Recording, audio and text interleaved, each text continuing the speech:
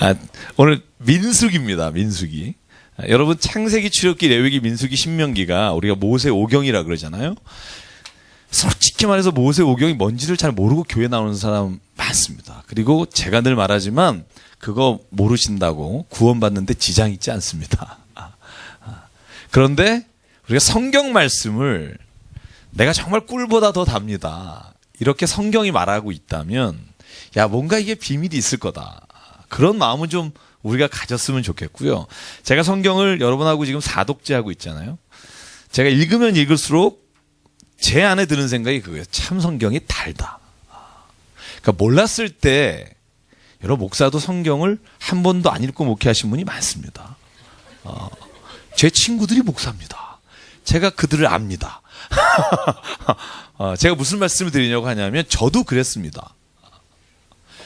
지장 없거든요. 학교에서 배우고 그리고 내가 아는 것만큼만 가르치면 되지, 누가 물어보면 그냥 내가 아는 범위에서 얘기하면 되는데요. 이런 재미가 있어요. 성경을 구석구석 읽으면서 내가 깨닫는 말씀에 대한 재미. 여러분, 이건요, 한번 빠지면 저는 시편의 기자가 한 말이 이해가 가요. 내 주의 말씀을 내가 주야로 묵상하는 게 얼마나 큰 힘이 되고 얼마나 내게 기쁨인지 모릅니다. 여러분, 주야로 주의 말씀을 읽을 때 여러분에게는 잠이 오시잖아요. 편안하게. 수면 부족이신 분은 성경 몇 구절만 딱 읽으면 잠이 오시는 분이 많고, 제가 1대1을 하시는 분 중에, 제가 이제 1대1은 좀 이제 마지막으로 접고 이제 제가 목요일부터 제자훈련반을 시작하기로 했어요. 한 명씩 하니까 너무 힘들어서 지금 한 4명 신청하셨는데 제가 8분까지만 받으려고 합니다. 그래서 조금 더 손님을 모아야 되는데 낮 시간에 하다 보니까 아마 남자분들 좀 어려울 것 같고, 제가 그래서 말씀드린 요지는 이겁니다. 창세기부터 민수기, 신명기까지는 모세 오경이라고 하잖아요. 왜? 모세가 썼으니까 모세 오경이다, 이렇게 쉽게 얘기할 수 있지만 내용의 공통성이 있습니다. 통일성. 그러니까 여러분 읽다 보면 오늘도 그게 나옵니다. 민수기 읽다 보면 출애굽기에서 본 것 같은데, 레위기에서 나오는 말씀 같은데, 이게 무슨 말인지 모르신 분은 이제 읽어야 되죠. 읽어야 되고, 신명기 또 읽으면, 이거 민수기에서 읽었는데, 왜 그럴까?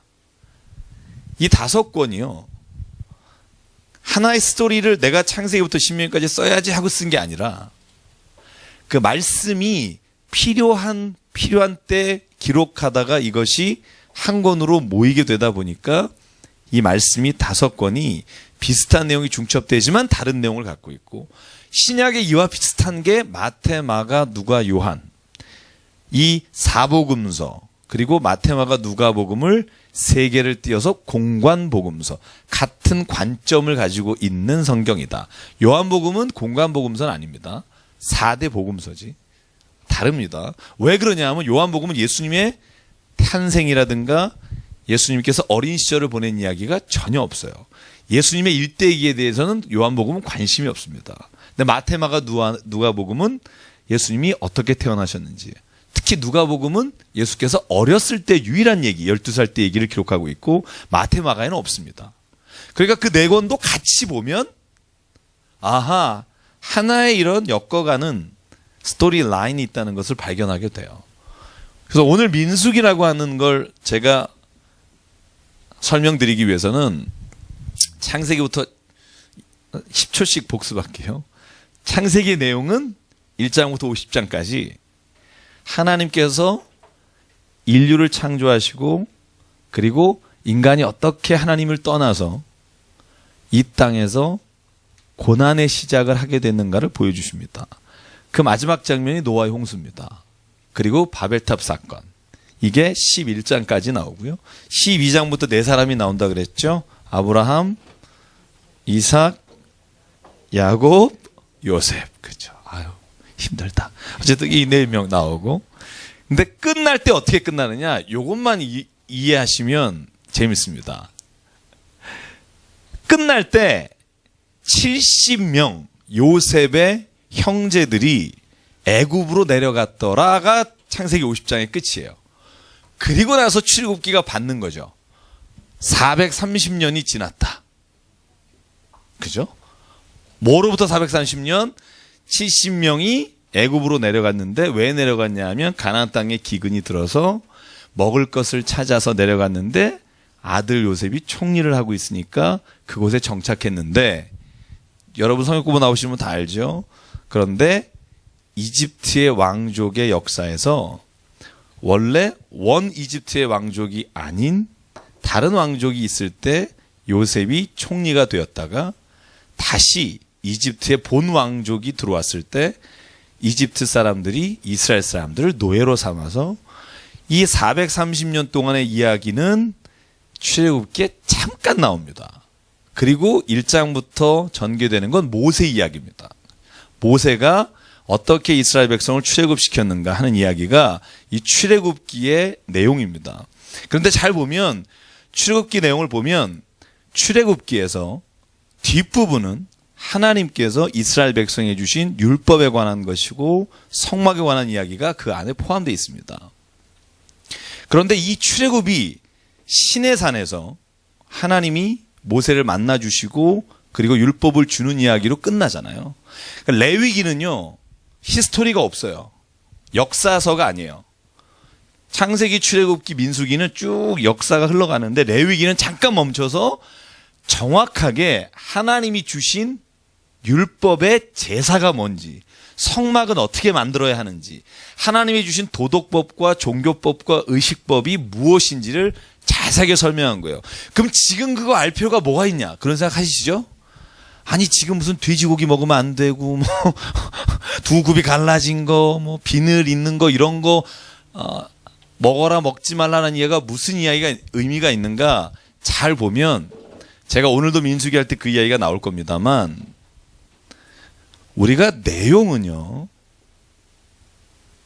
레위기라든가 민수기라든가 율법의 내용이나 나오는 모든 형식은 지금 예수님으로 말미암아 폐해진 것들이 많습니다. 그죠? 돼지고기 우리는 먹잖아요. 그죠? 베드로가 환상을 볼 때 하나님께서 거룩한 걸 왜 네가 속되다고 하느냐? 그 본문의 말씀을 의지해서 우리 맛있게 먹고 있습니다. 그런데 왜 우리가 성경을 읽느냐 하면 그 내용은 지금 지켜지지 않더라도 그 안에 있는 하나님이 우리에게 주신 율법의 정신과 뜻은 지금도 유효하다고 봅니다. 그런 부분들이 크게 나누면 딱 두 가지죠. 넓게 나누면 10가지고 크게 나눠서 둘이 뭡니까?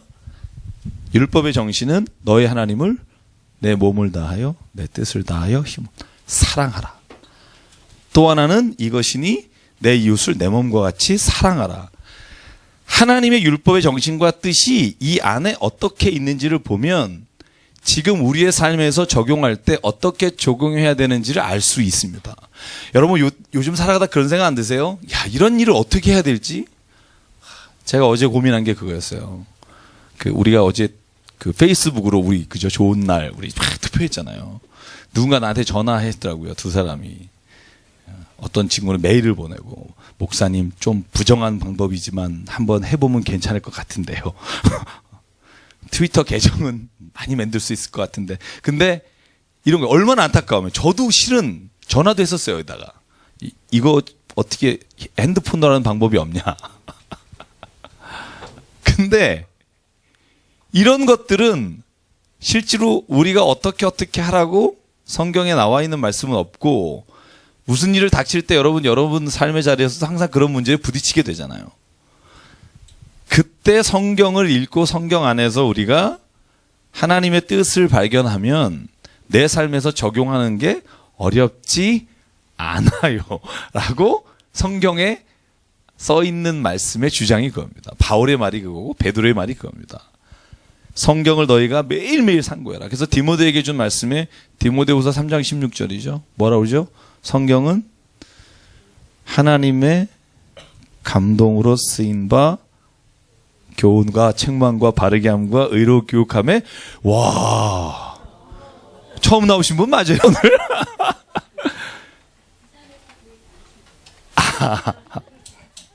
그러니까 무슨 말이냐 하면 성경은 잘 생각해 보세요. 바울이 전도하고 편지를 쓸 때 성경은 신약이 아니에요. 바울이 쓴 편지가 마태복음보다 먼저 쓰여진 거예요. 바울이 돌아가신 게 AD 64년에서 68년 사이로 봐요.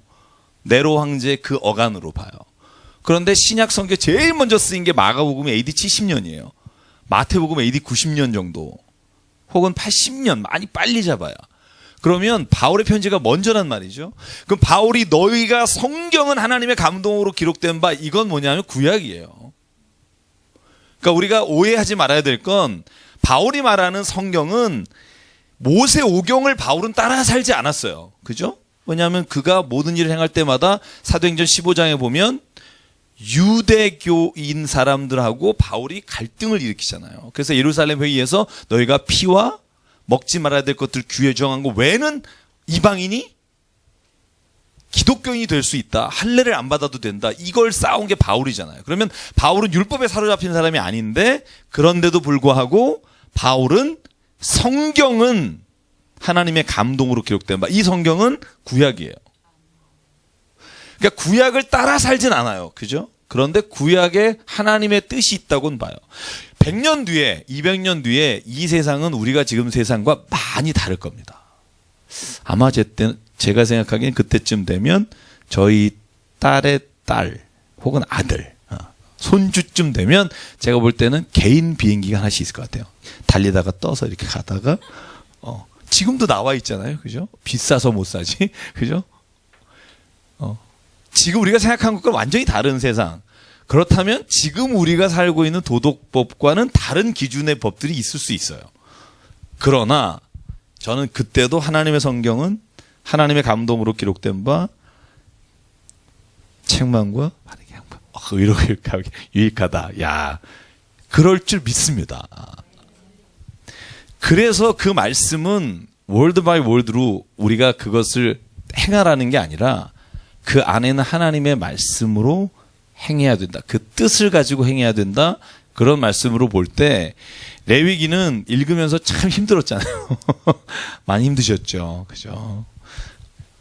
그걸 지나고 나면 이제 민수기가 나오는 거예요. 민수기는 그냥 간단히 말하면 이렇습니다. 시내산에서 출발하는 거예요. 이제는 율법을 받았고 성막을 졌어요. 자, 성막을 진 건 언제냐면 출애굽기가 여러분 아시다시피 천년 출애굽기 원년에 1월 14일에 유월절을 지내고 나서 그리고 나서 출애굽을 합니다.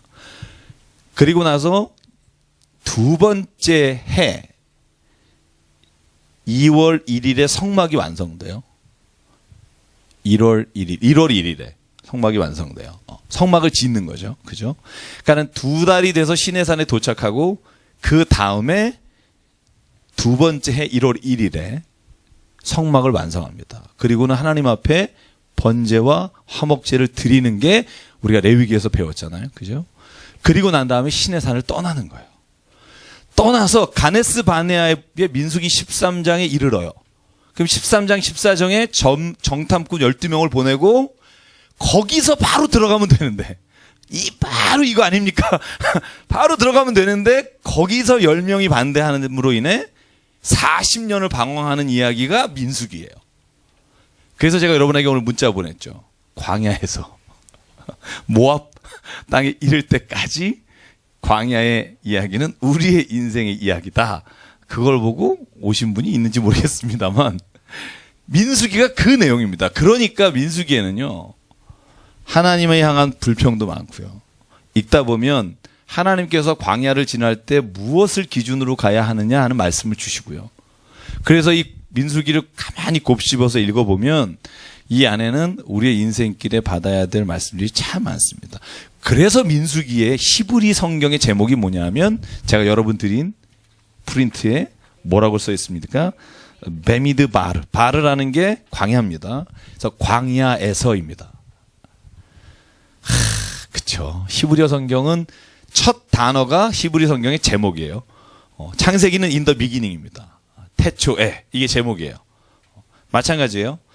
민수기는 첫 번째 단어가 광야에서, 그렇기 때문에 이름도 광야에서인데 70인역 알렉산더 대왕, 그죠? 알렉산드리아라는 곳에서 70명의 유대인이 헬라어로 번역한 성경에는 그 기록이 헬라어로 넘버라는 뜻을 가진 단어로 이름이 정해져서 그게 지금 불가타역이라든가 우리가 지금 가진 개역 개정 성경에는 민수기, 넘버, 숫자를 센다라는 의미로 이름이 잡혀 있습니다.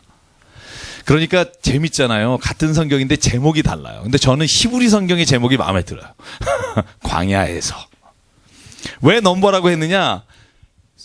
민수기에 보면 2번 이스라엘 백성을 세요. 첫 번째 센 게 성경에 보면 여러분 몇 장에 나오죠? 1장, 그죠? 쭉 4장까지는 사람만 세요. 참 읽다 보면 참 힘듭니다. 이게 모는 몇 명, 모는 몇 명. 근데 이유가 있습니다. 그리고 민수기 26장에 한 번 더 세요. 그런데 여러분 그거 아세요? 제가 여기서 퀴즈 나갑니다. 돌발 퀴즈. 혹시 뭐 먹을 거 남은 거 있어요? 자, 민수기 1장이죠. 1장, 2장에 그 숫자를 센 거하고 민수기 26장의 숫자를 센 거하고 뭐가 다를까요? 왜 셌을까요? 사람 숫자가 다른 거요? 이게 허무하죠? 정답입니다만. 그러니까 뭐 틀리진 않은데 세는 이유가 있어요. 왜 세죠? 여러분 다 읽으셨잖아요. 왜 이러세요? 안 읽은 사람처럼. 왜 이러세요? 왜 세죠? 처음에 셀 때는요. 세는 이유가 뭐죠? 네? 싸움에 나갈 사람을 몇 명인지 셌고 그 다음에 재밌는데요 이거 의외로? 왜 세죠? 성경에 보면 성경에 보면 뭐라고 나오죠? 이 사람들을 어떤 사람들이라고 말하냐 하면 출애굽한 세대입니다. 출애굽한 세대. 그러니까 민수기 1장에 카운트한 건 출애굽에서 나온 세대고요. 26장은요. 출애굽이 끝날 때 세는 건데 그때 셀 때는 여호수아와 갈렙밖에 없고 나머지는 다 광야에서 태어난 아이들입니다. 그러니까 40년을 애를 낳는데도 숫자가 거의 비슷하죠. 첫 번째 센 게 60만 3,550명. 확인하지 마세요. 확인하지 마세요. 네. 26장에도 60만 그 비슷합니다. 그건 뭘 알 수 있냐 하면 참 광야의 시기가 힘들었다는 거죠. 여러분 40년이면 한 세대잖아요. 거의 예전에 보면. 그런데 인원의 변화가 없어요. 그 기간 동안. 제가 이 숫자를 보면서 야, 참 대단하다. 그래서 바울이 편지를 쓸 때 이런 거 보셨어요? 너희는 로마의 시민이 아니라 하나님의 시민권자다. 그리고 너는 하나님의 군대다. 이런 말들이요. 실제로 구약 성경을 가지고 바울이 자기가 살고 있는 세대에 선포하는 메시지들이 많습니다. 그래서 여러분 오늘 민수기는 그렇다 보니까 이 민수기 14장에 여호수아와 갈렙이 정탐꾼으로 가서 나머지 10사람과 다른 의견을 내는 때부터 이제 인생이 꼬이기 시작하는 겁니다. 40년을. 그래서 오늘은 아마 제가 바라기는 12장까지 나가고 싶은데 뭐 우리가 항상 바라는 건 그렇지만 뭐 벌써 시간이 20분이 지나서 하여간 최대한 가볼게요. 1장 읽을게요. 1절부터. 자. 함께 민수기 1장 1절부터 4절까지 읽겠습니다. 자, 시작. 이스라엘 자손이 애굽 땅에서 나온 후 둘째 해 둘째 날 첫째 날에 여호와께서 광야 회막에서 말씀하여 이르시되 너희는 이스라엘 자손의 모든 회중 각 남자의 수를 그들의 종족과 조상의 가문에 따라 그 명수대로 계수할지니 이스라엘 중 20세 이상으로 싸움에 나갈 만한 모든 자를 너와 아론은 그 진영별로 계수하되 각 지파의 각 조상의 가문에 우두머리 한 사람씩을 너희와 함께 하게 하라. 아멘. 자, 여러분 12지파 다 외우시나요? 그죠? 12지파는 어디서부터 시작됐냐 하면 야곱의 12아들입니다. 그런데 야곱의 12아들에서 조금 변형되죠. 그 변형된 게 이제 민수기에 정확하게 나오는데 뭐가 바뀌죠? 요셉의 두 아들 에브라임과 므낫세 지파가 있고 유다가 빠지죠. 그러면은 13개여야 맞죠. 그런데 말씀하시죠. 레위기가 12에서 빠지죠. 여기 왜 오셨어요? 안 오셔도 될 것 같은데. 가르치셔야 될 것 같은데. 저렇게 성경을 재밌잖아요. 그죠? 너무 재밌죠. 그죠? 자, 그래서 레위 지파는 카운트에 넣지 않습니다. 쉽게 얘기하면 목사는 사람도 아니라는 겁니다. 레위 지파는 카운트에 안 넣고 나머지 12지파를. 그래서 저는요. 이 레위기에 보면 민수기에 보면 4장하고 12장에 보면 자, 이제 잘 보세요. 제가 12지파를 외우는 방법이 있어요. 12지파를 아들 순으로 외웠었는데 이 아들하고 또 달라요. 그래서 맨 처음에 뭐 시므온부터 아들 쭉 나오잖아요. 네 번째가 유다고. 그죠? 근데 성경의 민수기 4장 12장에 보면 이 12지파를 딱 멈췄을 때 세우는 방법이 나와요. 그게 4장까지 얘기해요. 제가 그냥 도표 그린 거 하나 보시고 넘어가겠습니다. 그죠? 그냥 어떻게 외우시냐? 두 그림을 그릴게요. 뭐 그림이랄 것까지는 없지만. 자, 처음에 진영을 탁 쓰잖아요. 그러니까 구름 기둥이 가다가 쓰면 거기에 그냥 탁 내려서 뭐예요? 짐 풀어요. 짐 풀어서 그냥 거기에 정착해요. 그런데 그 정착할 때 기준이 있어요. 가운데가 뭐가 들어가냐 하면 성막이 세워져요. 그리고 난 다음에 동쪽, 서쪽, 남쪽, 북쪽 진영으로 해서 지파가 각각 셋씩 배분이 되는데 오늘 민수기 1장, 2장, 3장, 4장을 읽으면 유다 진영 이렇게 나와요. 여러분 유다 진영이라고 하는 이유가 뭘까? 대표적인 게 유다라는 거죠. 그죠? 유다 진영. 그래서 유다에 항상 곁다리로 같이 나오시는 분들 계세요. 뭐냐 하면 유다는 이사갈과 스불론. 자, 이게 항상 같이, 그러니까 유다 진영이라고 불러요. 그리고 이 셋이 항상 같이 동쪽에서 출발을 해요. 동쪽에 서요. 그리고 나서 서쪽에 나오는 사람, 서쪽에 있는 대표적인 사람이 누구냐 하면, 성경을, 잘 읽으세요. 그죠? 그러면 에브라임의 친구도 있어요. 동생 뭐 이런 애들. 므낫세하고 베냐민이겠죠. 그죠? 베냐민은 요셉하고 그죠? 가장 가까웠잖아요. 그죠? 그러면 베냐민과 므낫세. 계속 읽어주세요. 그 다음에 남쪽은 르우벤. 르우벤 진영이라고 말하고 르우벤과 항상 같이 가는 사람이 있어요. 시몬과 갓. 여러분이 이걸 외울 필요는 없으나 알고는 계시면 좋다. 왜? 이따가 출발할 때도 똑같은 진영의 순서대로 가요. 보시죠. 그 다음에 북쪽은요. 단지파예요. 제가 늘 이 단은 우리나라의 단군과는 상관이 없습니다. 이 얘기를 꼭 드리죠. 중간에 단이 없어져요. 여러분 보시면 이스라엘 이야기를 보면 단지파가 안 나오는 부분이 있어요. 어느 순간부터. 그래서 그 단이 서기 4천 몇 년에 이렇게 한국으로 오셨다 주장하신 분이 있어요.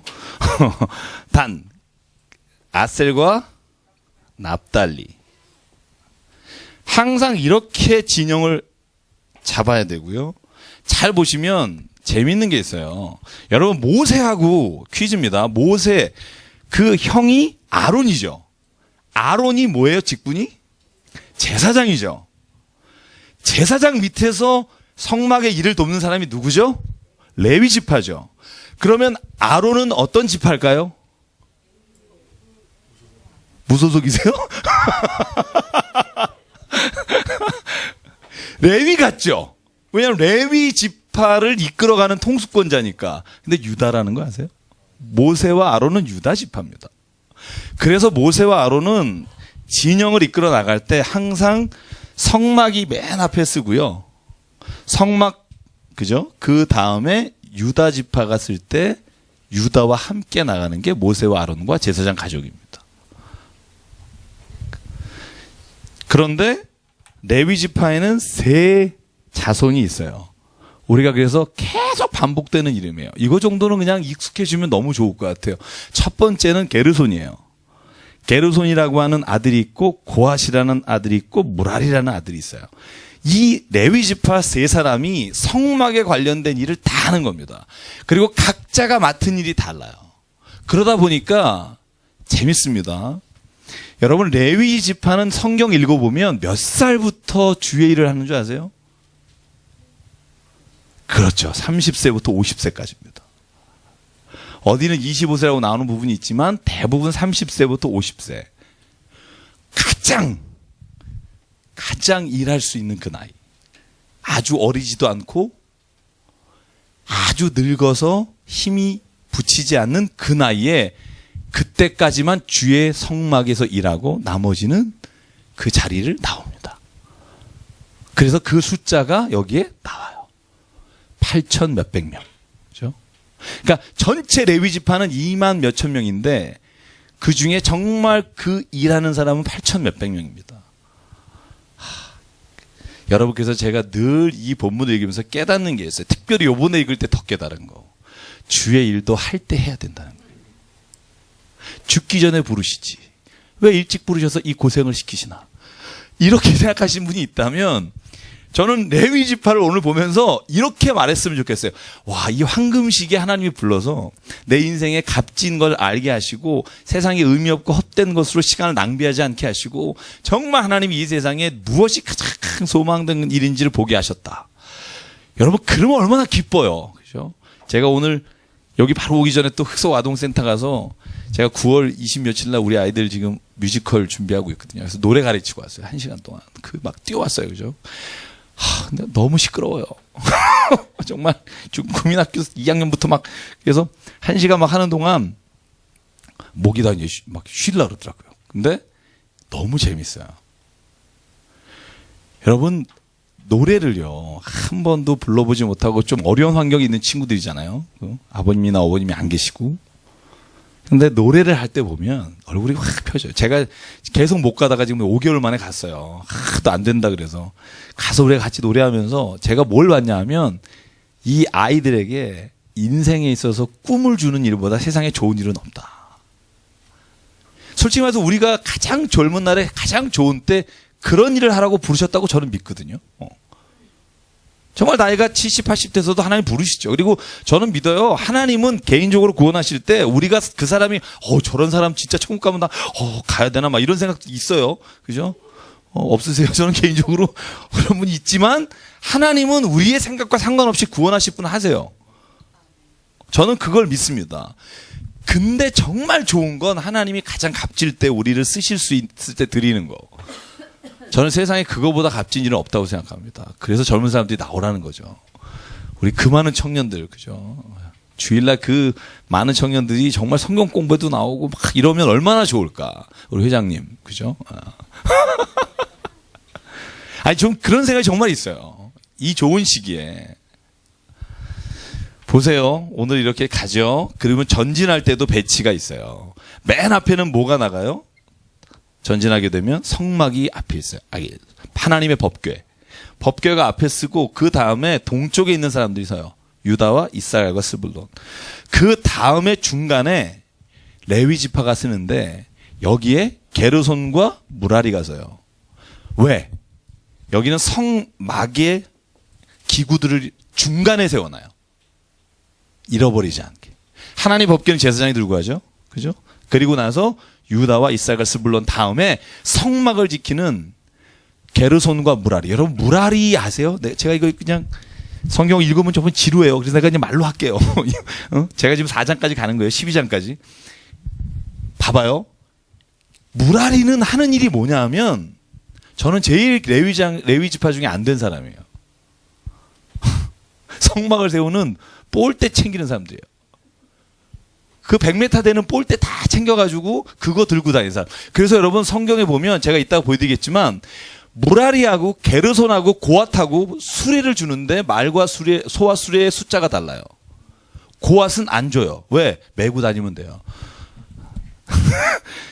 동쪽 다음에 북쪽 사람이 여기를 서요. 북쪽은 누구예요? 단과 아셀과 납달리가 쓴 다음에 고앗이 서요. 여기는 성물이에요. 성물이라 하면 여러분 알죠? 진설병과 금촛대와 분향단 이런 것들은 레위 지파가 메고는 가지만 만지지는 못해요. 그래서 여러분 고앗이 성막을 다시 다 챙겨서 갈 때 그때 첫 번째, 두 번째 아들은 죽죠. 출애굽기에서. 왜 죽죠? 다른 불을 사용해서 죽잖아요. 그래서 세 번째 아들이 엘라살이고 네 번째가 이다말이에요.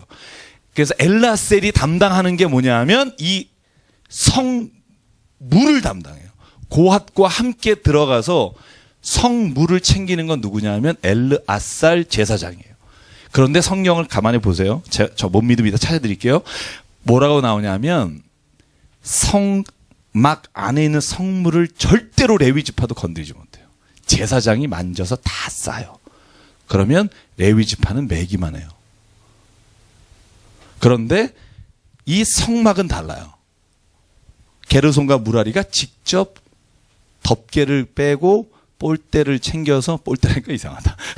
막대를 챙겨서 자기들이 직접 그것을 이고 가요. 그래서 무라리에게는 수레를 4개나 줘요.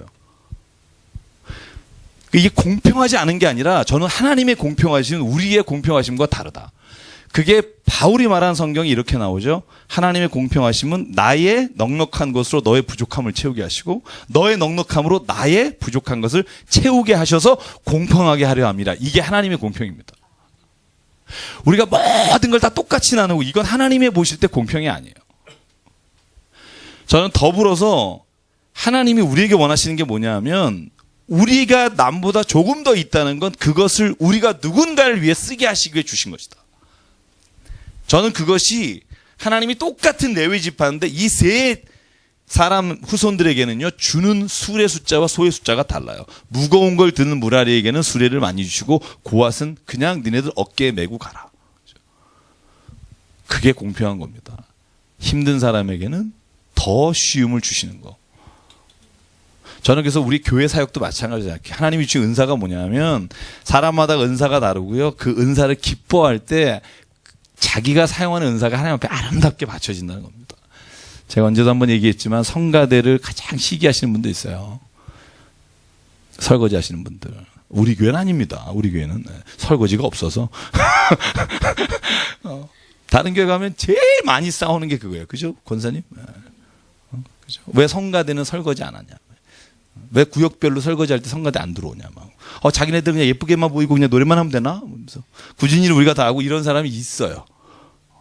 의외로 그 문제 때문에 참 갈등이 많아요. 그런데 이렇게 생각하면 돼요. 그 사람에겐 그 몫을 주셨고 나에겐 나의 몫을 주셨다.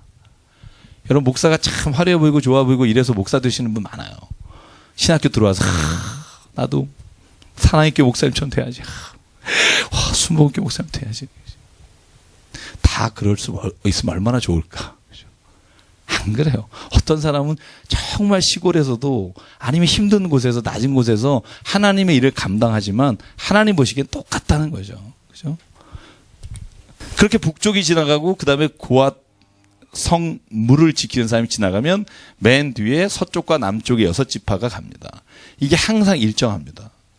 그런데 여러분 아말렉 족속과 전투를 하잖아요. 첫 번째 전투 출애굽해서. 그리고 그 이후에 계속 아말렉이라고 하는 사람들은 이 뒤에 이 진영에서 이탈된 사람들을 끊어서 도둑질한 게 아말렉입니다. 제가 얘기했죠. 여러분 200만 정도 되는 사람이 한 줄로 가거나 10줄로 가도 몇 킬로인지 수십 킬로라고 얘기 드렸어요. 이게 그냥 뭐 이렇게 요 정도 그냥 팀이 아니라 굉장히 긴 줄이잖아요. 엄청나게 넓게 간다 그래도. 그러니까 이렇게 딱딱 짜서 가지 않으면 그죠? 이스라엘 민족이 가는 기간에도 멸망할 수 있었다는 거죠. 그래서 하나님이 이것까지 가르쳐 주시는 게 1장부터 4장. 확인만 할게요. 자, 유다 지파가 가장 많습니다. 읽어보시면 1장 26절을 보실까요? 유다 지파의 수가 27장 7절에 몇 사람이죠? 7만 4,600명. 다른 데는 보통 4만 5만입니다. 유다가 제일 많습니다. 그래서 나중에 북이스라엘과 남유다로 나눠지잖아요. 남유다만으로도 숫자가 굉장히 많았습니다. 그죠? 나중에 베냐민이 갖춰지지만 1장 35절. 므낫세 지파는 3만 2,200명. 제일 작은. 베냐민도 그렇고. 그래서 여러분 사울을 왕으로 뽑을 때 이런 말 나오죠. 가장 작은 지파. 이렇게 작은 데다가 나중에 사울이 왕 되기 전에 이방 사람과 결혼하고 그런 죄를 보면서 이 베냐민 지파가 완전히 남성이 다 죽게 되는 일이 일어나요.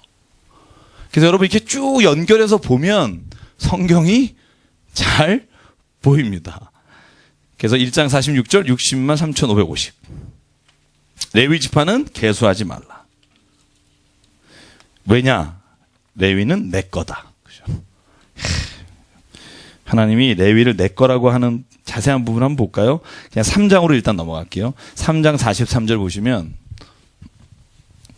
거기에 레위 지파가 내 건데 그 내 거인 이유가 나옵니다. 설명해 보실 분 있으세요 혹시? 왜 내 거라고 그랬는지 혹시?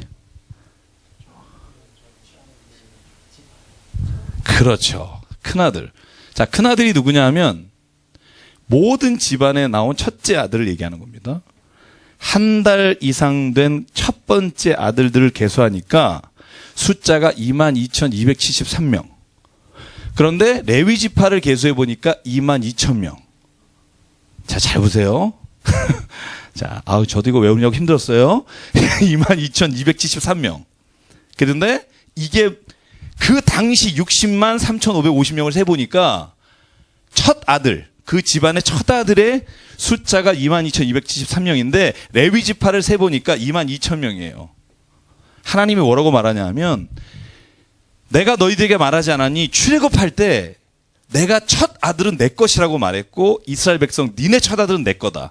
그러면 22,273명은 내 건데 내가 그 아이들을 취하는 게 아니라 한 지파를 내 것으로 취하겠다. 그게 레위다. 그러니까 레위는 내 거다. 너의 계수에 넣지 마라. 그런데 273명이 모자르잖아요. 하나님은 정확하신 분이에요. 공짜가 없으신 하나님, 은혜는 있어도 공짜는 없다는 그런 얘기를 늘 하는데 273명은 내가 덜 받았다. 말 되죠? 그래서 한 명당 5세켈. 그러면 이게 곱해 보실까요? 273 곱하기 5 하면 거기 나와요. 1000. 네, 1365. 제가 어제 계속 더해가지고 더하는 걸 잘해요, 요즘. 계속 페이스북에서. 계속 더했거든요. 한 3일을 더했더니 아주 머리 아픈데. 그래서 1365캐를 누구에게 줘라? 세캐를 레위 지파가 아니라 아론과 제사장에게 줘라. 그래서 그것은 내가 이끌어가는 사람들이 마음껏 그 물건을 쓰게 하라. 왜냐하면 나중에 토지도 받지 않아요. 가나안 땅에 정착했을 때도 땅을 못 받아요. 48개의 성읍을 12지파에 각각의 땅을 배분받아서 그 지파 안에서 제사를 담당하고 그죠? 그 일을 담당한 게 레위 지파입니다.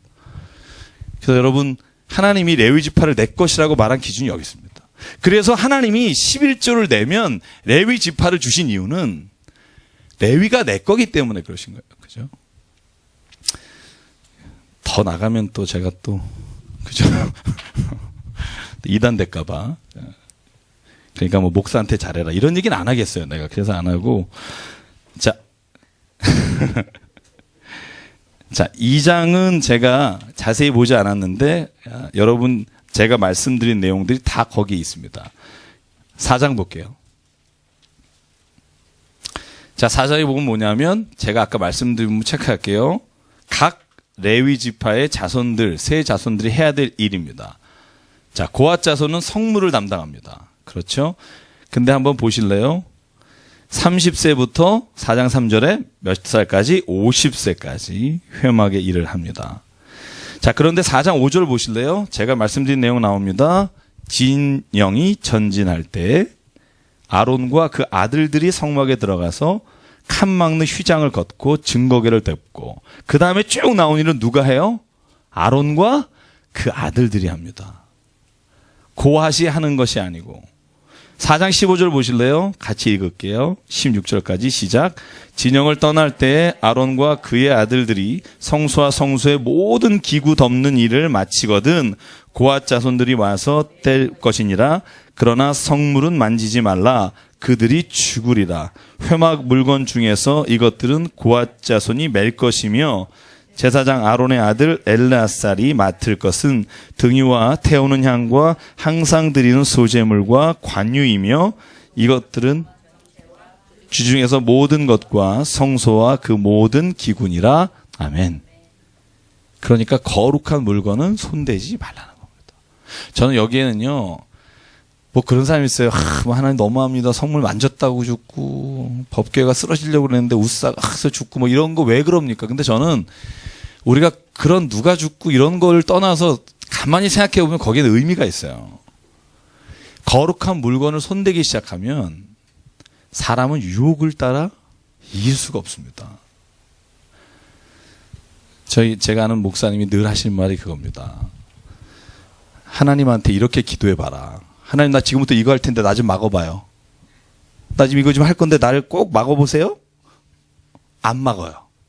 하나님 안 막으신다는 거예요. 왜? 하나님은 왜 대답해 보세요? 하나님은 왜 안 막으실까? 막으시면 얼마나 좋아, 그죠?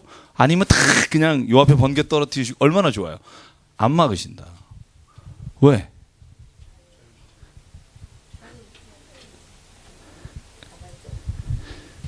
그렇죠. 그런 말씀이 가장 맞고요. 저는 무슨 생각을 하냐면 왜 하나님 안 막으셨어요? 이러다가 진짜 사사건건 막으면은요, 하나님 원망해요. 그게 제가 무슨 말씀을 드리려고 하냐면 하나님이 어떻게 하시든 내가 기쁨으로 거기에 동의하지 않는 일은 다 원망거리가 돼요. 심지어 좋은 일도. 저는 그걸 너무나 많이 깨닫고요. 여러분은 그런 경험 안 하십니까? 그러니까 하나님은요, 저는 우리의 의지대로 막 하는 거를 막 억지로 막 막으시고 막 하나님께서 그러는 분이 아니라 사인을 주신다고 성경에 나와요. 사인을 주신다. 나중에 민수기에 발람 이야기가 나오죠. 그죠? 계속 사인을 주는데 못 보니까 확 그냥 이러고 그죠? 그게 사랑이라는 거예요. 그래서 저는요, 하나님이 우리를 때로는 확 어떤 상황에서 막으시는 경우가 있잖아요. 그게 사랑의 표현이라는 거예요. 여러분 안 믿으시겠지만 그 길로 못 가게 하신 것도 은혜고, 하나님 그 길을 취하지 않게 하신 것도 은혜고, 하나님 그걸 왜 안 주셨어요? 그러지만 하나님께서 내게 만약에 그걸 주셨다면 내가 어떻게 됐을까? 이걸 생각해 보라는 거죠. 자, 오늘 그럼 봅시다. 게르손은 뭘 하느냐? 30세에서 50세까지. 자, 26절. 뜰의 휘장과 성막, 제단의 사방에 있는 뜰의 휘장, 이런 것들을 게르손의 자손들이 그걸 다 걷어서 맵니다. 넷째 아들 이다말이 관리를 합니다. 무라리도 마찬가지입니다. 무라리는 참, 저도 레위 지파 중에 이것만 맡았으면 참 우울했을 것 같기도 좀. 한번 31절, 32절 제가 한번 읽어볼게요. 그들은 직무에 따라 회막에서 할 모든 일 곧 그 맬 것은 이러하니 장막의 널판과 띠들과 기둥들과 받침들과 뜰 둘레 기둥들과 그 받침들과 그 말뚝들과 줄들과 그 모든 기구들과 그것에 쓰는 모든 것이라 너희는 그들이 맡아 맬 모든 기구의 품목을 지정하라. 이게 무라리가 하는 거예요. 여러분, 이걸 기쁨으로 했다는 겁니다. 저는 여기에 각자 하나님에게 주신 달란트에 놀라우신 은혜가 있다고 생각하고요. 무라리는 이 성막을 싸고 있는 기둥들과 말뚝들을 걷어가는 일을 했지만 한 번도 성경에 불평했다는 말이 없습니다. 단 한 번도. 저는 그런 걸 보면 이것이 하나님이 주신 일입니다라고 생각하는 것과 이것이 그냥 나에게 우연히 왔다 혹은 내가 잘해서 왔다라고 생각하는 건 인생관이 달라지는 것 같아요.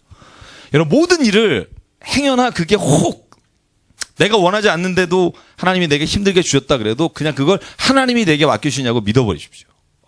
그러면 그 일이 하나님 일로 바뀌어요. 저는 그게 신앙의 신비인 것 같아요. 이거 어떡하지? 그런 일이 떨어졌어도 그냥 이걸 내가 하나님 앞에서 하나님이 주신 일이라고 믿음으로 가면 그 일이 변하여 하나님의 보석 같은 일로 바꾸신다. 저는 그게 바로 테레사 수녀 아니에요. 그죠? 그 인도의 캘거리 가장 그 험한 곳에 가서 아무도 안 가는 그곳에 가서 그곳을 세상에서 가장 주목받는 곳으로 바꾸고 가는 건 사람이에요. 하나님의 은혜를 체험한 사람. 저는 저와의 삶에서 그런 일이 일어나길 원합니다. 그죠? 가장 값진 일로 바꾸실 수 있는 게 하나님의 능력이잖아요. 저와 여러분의 그런 능력이 있습니다. 그래서 34절부터 48절까지 보면 그 30세부터 50세 일할 수 있는 사람들을 세보니까 8,580명. 이 사람들이 성막에 관련된 일을 한 사람들입니다. 세 지파의 사람들이고요. 그래서 여러분 보시면 그 5장부터는 우리가 레위기와 출애굽기에서 읽었던 내용들은 생략합니다. 딱 하나만 할게요. 부정한 사람, 죄값 이런 건 우리가 이야기를 다 나눴고 5장 11절부터 의심의 소재라는 게 있어요. 의심의 소재. 여기 읽어보셨죠? 읽고 느낌이 어떠세요? 이런 분 있을 거예요. 오늘 그분 안 오셨는데 이거 너무 남성 우월주의다. 이렇게 읽으면 그런 내용이에요. 그죠? 부인이 뭔가 의심스러운데 부인은 안 했다고 오리발을 내민다. 그러면 이 의심의 소재를 가지고 제사장에 나오는 겁니다. 그래서 이거 여러분 혹시 제가 오늘 여러분이 지금 그 날씨도 그렇고 그래서 저 한번 보실래요? 여러분 혹시 로마의 휴일이라는 영화 보신 분 계세요? 로마의 휴일 누가 나오죠? 오드리 헵번. 그 다음에 그레고리 팩. 그죠? 로마에 가면 그 왜 두 사람이 이렇게 손 넣는 거 있죠? 그 진실의 입술, 입 이러잖아요. 입. 그래서 보카 베리타라고 해요. 보카 베리타. 베리타스가 진리란 뜻이고 진실이니까 보카가 입이란 뜻. 그래서 넣어서 거짓말하면 쏙 잘린다는 거잖아요. 이게 그런 거예요. 그러니까 뭐냐면 서로 의심하는데 서로 해결이 안 돼. 그러면 나와. 의심의 소재를 드려요. 근데 이게 약간 이제 아마 어떤 분은 이 여자만 이러냐, 남자는 왜 안 이러고 이럴 수 있는데 일단 이것만 보면 남자든 여자든 무슨 내용이냐면 의심이 가냐? 그럼 와라. 그리고 여기에 뭘 드려랴? 여러분 보시면은 보리가루 10분의 1 에바를 헌물로 드려요. 이 소재니까 곡물을 드리죠. 그죠? 그리고 나서 재밌습니다. 그릇에다가 토기에다가 거룩한 물을 부어요. 그리고 나서 성막의 바닥에 있는 티끌을 넣어요. 그리고 여인한테 먹여요. 야, 보십시오. 거짓말 했으면 넓적다리가 말라요. 그리고 배가 튀어나와요. 그래서 이렇게 성경에 써 있어요. 뭐라고 써 있죠? 너희가 이렇게 되면 무슨 증표라? 의심의 증표가 아니라 조롱의 증표. 그러니까 여기 보시면 21절에 보면 저주거리, 맹셋거리가 되게 할 것이다. 그러니까 사람들이 보면 저 여자 거짓말했구나. 그런데 만약에 그 여인이 한 말이 거짓말이 아니고 진짜 남편이 억울하게 누명을 씌운 거면 이 여인이 멀쩡할 것이다. 그러면 여인은 당당하게 남편에게 나에게 왜 그런 일을 했냐고 말하지만 여기는 조금 31절에 남편은 무죄할 것이다. 여기서 조금 시대 차이를 느껴요. 그죠? 지금이면 이렇게 표현을 안 하셨을 거예요. 저는 그렇게 생각해요. 여러분 성경도 하나님의 말씀이지만 그 당시의 언어와 표현을 쓴다고 제가 말씀드렸죠. 그죠? 그래야 이해하죠. 지금 쓰는 무슨 5만 원을 주셨다 이러면 5세켈 그래야 알지 5만 원 모른단 말이죠. 그러니까 이런 것들을 우리가 뭐라고 문화적 차이라고 그러고 시대적, 그죠? 시간과 공간의 차이라고 말해요. 그래서 이 의심의 법이 때로는 여기만 나와요. 그죠? 여러분 출애굽기나 레위기에서 못 읽어보시지 않았어요? 의심의 법? 근데 저는 이게 굉장히 이걸 읽으면서 뭘 깨달았냐면 요번에 자 여러분 제가 깨달은 거하고 비슷한 걸 깨달으셨는지 모르겠어요. 세상에서 제일 나쁜 게 참 의심인 것 같다. 제가 여기다 뭐라고 썼는지 아세요? 제가 제 성경을 만들고 있잖아요. 그죠? 제 성경. 지금 제가 이것까지 5권 만들었습니다. 창세기 2권, 민수기까지. 근데 여기에 제가 이렇게 써놨어요. 가장 무서운 건 의심인데 의심이 있는 곳은 지옥이고 믿음이 있는 곳이 천국인 것 같다. 생각해 보세요. 같이 살아.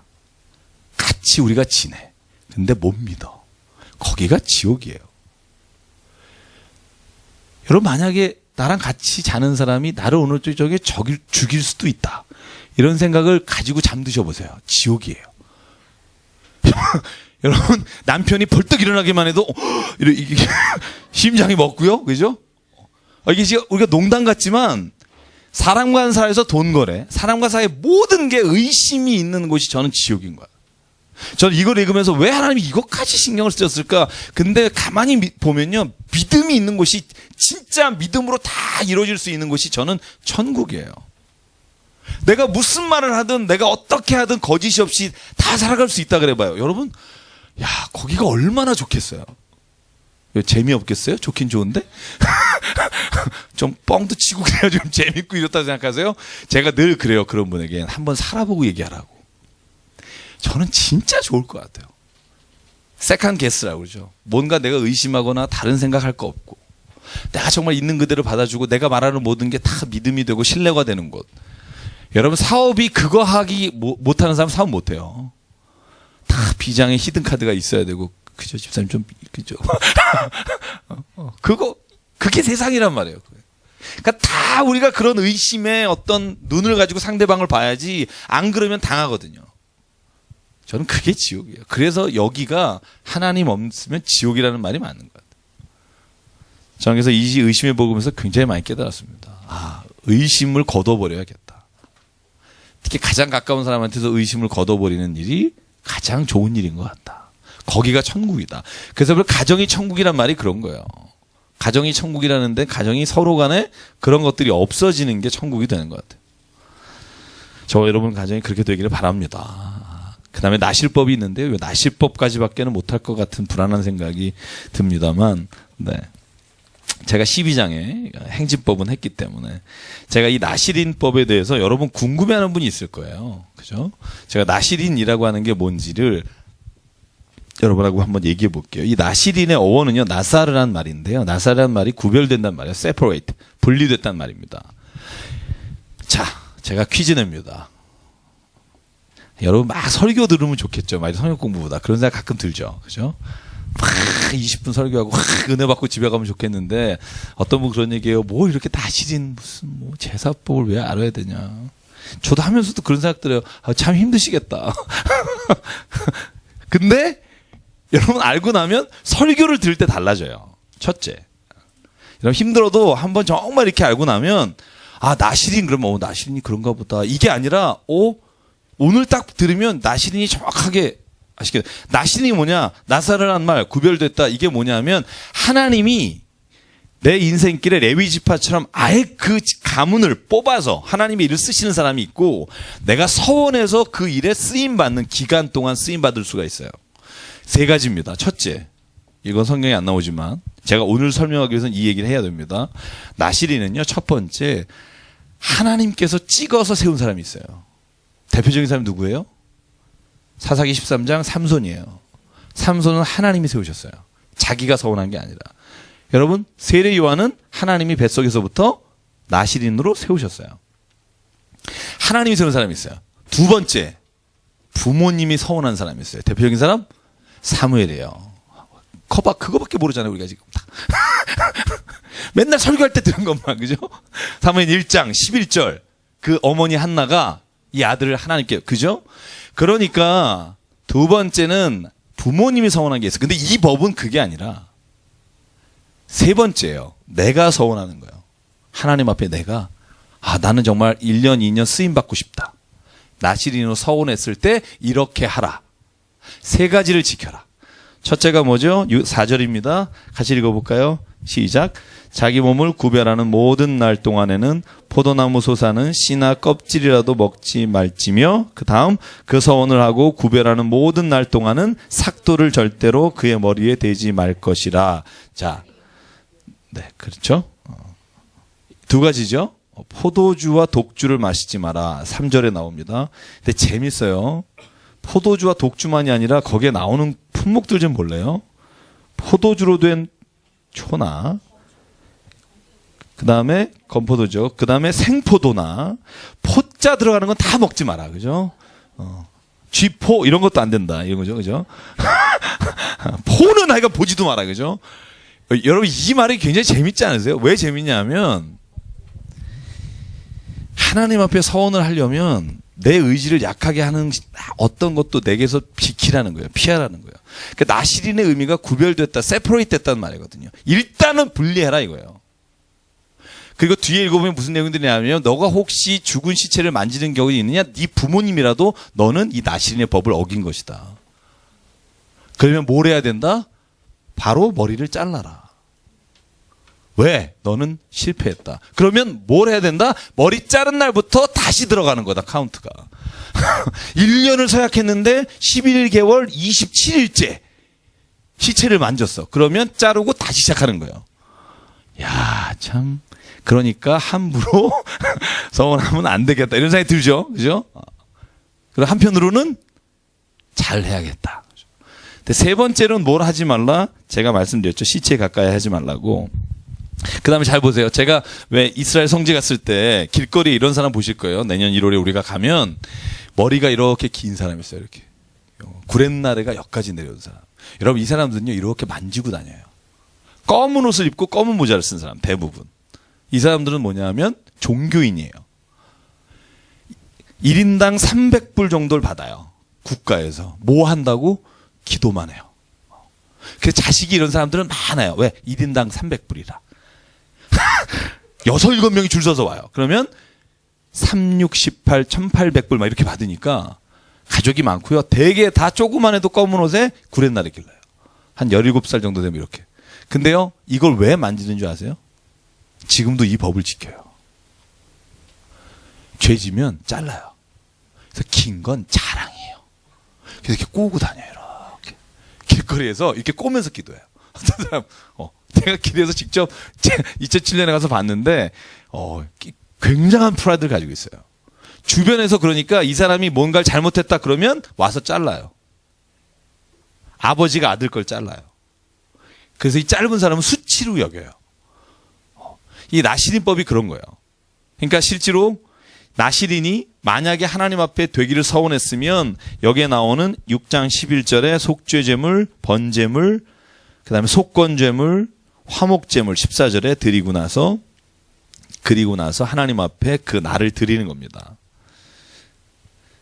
자, 그래서 잘 보시면 이 하나님 앞에 내가 쓰임 받기를 원합니다 할 때도 법을 따라 해야 된다는 거예요. 내 맘대로 하는 게 아니라. 하나님이 이런 말 하시죠. 나를 경홀히 여기지 마라. 저희 우리 독서 모임 때 한 것처럼 제 3계명이 뭐예요? 내 이름을 망령되이 일컫지 마라. 여러분 하나님의 일을 하겠다고 그러는데 내 마음대로 하는 건 안 하는 게 낫다는 거를 포함하고 있어요. 저는 이거 굉장히 중요하다고 생각해요. 내가 하는데 이게 아니라 하나님은 네가 서원해서 네가 하는 것이라도 내 말과 법도를 따라서 하라는 겁니다. 왜? 그래야 그게 진짜 하나님께 드리는 거지. 만약에 그렇지 않고 네가 열심을 낸다면 그건 하나님이 원하는 걸 하는 게 아니라 네 좋은 맛에 하는 거다. 내 좋은 맛에 하는 건 헌신 아닙니다. 제가 늘 말하죠. 나는 정말 그 교회에서 모든 사람을 다 케어하고 다 돌보는 은사를 그 일을 감당하겠습니다. 그런데 자기가 좋아하는 사람만 만나. 그건 헌신이 아니에요. 교회를 나누는 거예요. 헌신은 내가 싫은 사람도 만나는 거예요. 저는 그게 하나님의 일을 할 때 세상의 일과 다른 겁니다. 세상은요, 싫으면 안 보면 그만이잖아요. 근데 교회는 그게 안 되잖아요. 가뜩이나 제가 우리 교회 미안한 건 1부 예배 한 번밖에 없어서 교대로라도 좀 나와야 되는데 보기 싫으면 2부 나오고 막 이렇게 해야 되는데 그냥 11시에 다 봐야 되는 거. 그죠? 근데 왜 그게 필요하냐 하면 하나님의 일은 헌신은 내가 좋아서 하지만 내가 좋은 것만 하는 건 아니에요.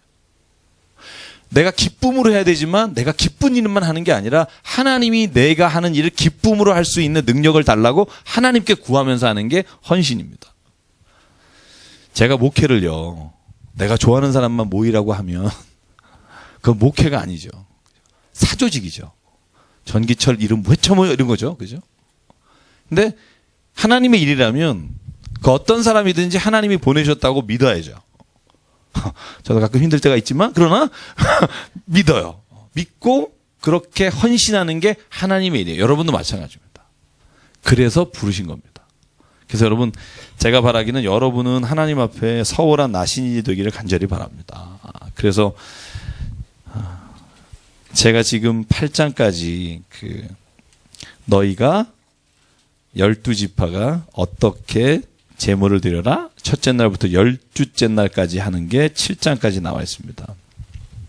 자, 오늘 제가 여러분 약속드린 대로 이제는 10분 일찍 끝낼 겁니다. 이제 좀 손님 끌어야죠. 그죠? 그래서 9시 안 넘기고 제가 1시간에서 5분 사이를 할 텐데 혹시 여러분 질문 있으십니까? 오늘 질문 7장까지 오늘 말씀 중에 질문 있으시면 하시면 좋을 것 같은데. 자, 민수기 별로 안 어렵죠? 그죠? 생각보다 안 어렵죠? 자, 혹시 질문 있으세요? 뭐 하셔도 돼요. 새로 오신 분. 네. 없으세요? 여러분, 민수기 한번 꼬박 이렇게 한번 오시기 전에 쭉 읽었으면 좋겠어요. 읽으시면 우리가 때로는 참 받아들이기 어려운 내용들도 있어요. 지금의 관습과 생각을 가지고는. 근데 한번 그런 거를 접고 쭉 읽어보시면 저는 그 안에서 내가 신앙생활을 끝내라는 거죠. 내가 신앙생활을 어떻게 해야 될까. 이런 내용들을 우리가 깨달을 수 있다고 생각하고요. 자, 우리 한번 그러면 이 시간 잠깐 기도할까요? 우리 기도하고 오늘 말씀 마치도록 할게요.